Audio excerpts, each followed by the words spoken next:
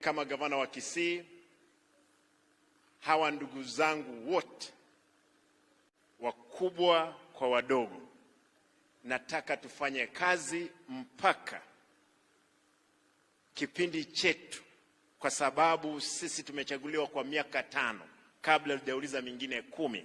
Watu wakubali tumefanya kazi.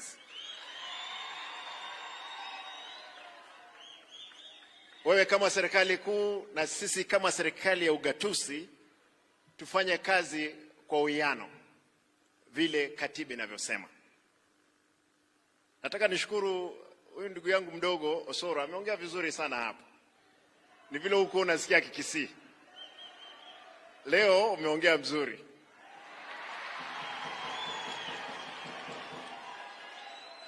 Unajua na kuanga mchokozi kidogo, lakini ni kijana mzuri. Nataka niseme haya.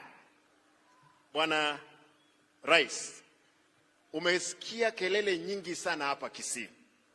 Na kelele hiyo imekuwa,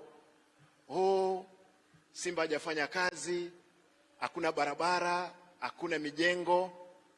Mheshimiwa Rais, nataka nikueleze leo, nilipoingia ofisini nilipata classrooms za ECD ambazo zilikuwa zimejengwa ni 81 kwa miaka 10. Mwaka mmoja ambao nimekaa ofisini, Mheshimiwa Rais, nimefanya madarasa 128.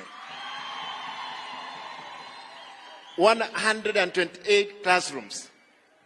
Mheshimiwa Rais, barabara tunatengeneza hapa ni za mchanga. Katika mwaka mmoja nimetengeneza kilomita 200.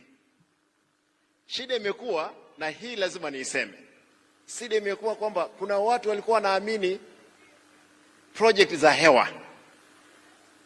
Watu wanasema kuna barabara inaitwa Simba Ruto Road ama Ruto Simba Road. Ukienda kuitafuta Kenya hii hakuna. Mheshimiwa